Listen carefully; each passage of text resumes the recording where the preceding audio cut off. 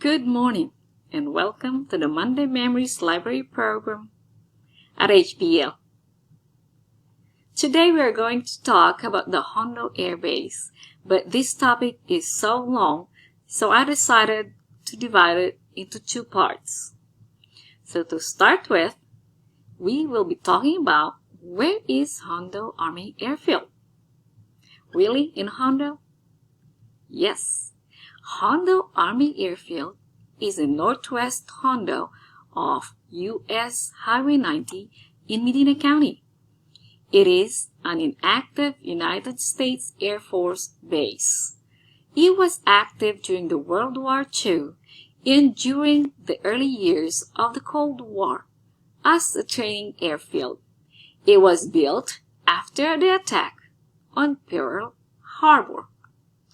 According to the military.wikia.org and the Handbook of Texas Online, in 1940, the need by the United States Army Air Corps for trained aircraft navigators was urgent.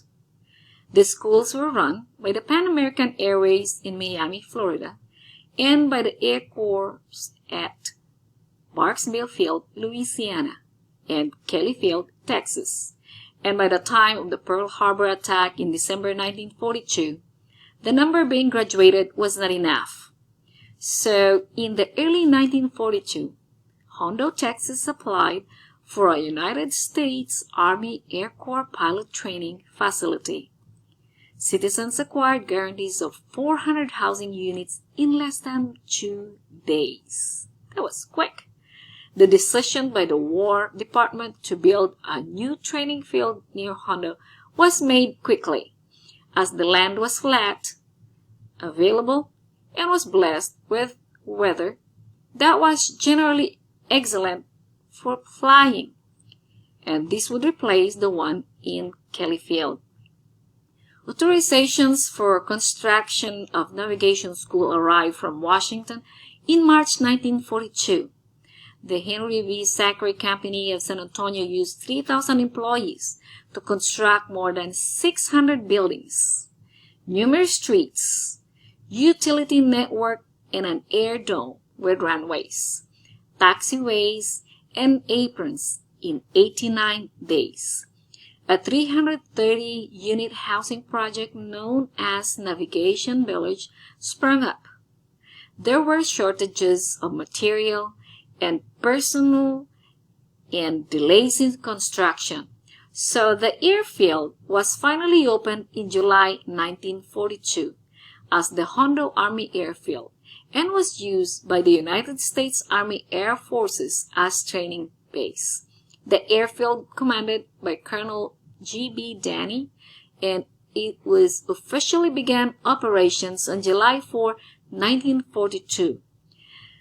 They began student training on August 10, 1942, and graduated its first class of navigators on November 26, 1942.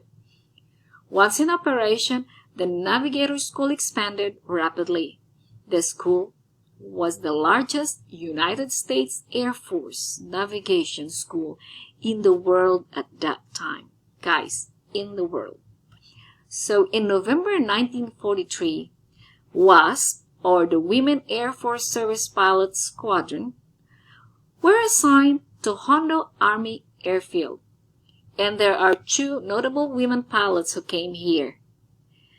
They were Betty Heinrich and Hollywood stunt actress Mary Wiggins. They were among the first WASP to report for duty. WASP flew C-45 in navigational flying to train navigators. With the end of the war in Europe, the school continued navigation training for a while. The navigation school increased for 24 weeks in May of 1945. Hondo became the Air Force Flight Engineer School for B-29 Super Fortress on July 1, 1945. It became the only flight engineer school in the Army Air Forces. And between July 1942 and August 1945, there were 158 navigators trained at Hondo. If you wanted to know more about the history of the Hondo Army Airfield and wanted to dig into deeper details of the navigation trainings, the aircrafts, the facility that they were using and other stuff, you can go to the Hondo Air Base /military/wiki, and I am going to post a link on this video where you can just go online and read it. And you can also go to the Handbook of Texas Online, Hondo Army Airfield. They have a lot of information there.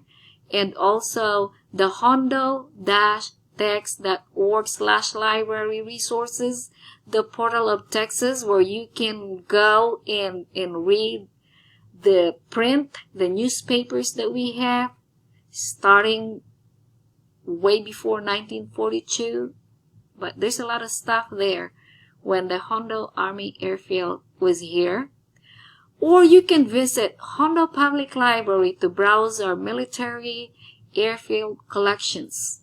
We have them in-house, pictures, yearbooks, and we, the Hondo Public Library staff, are happy to assist you.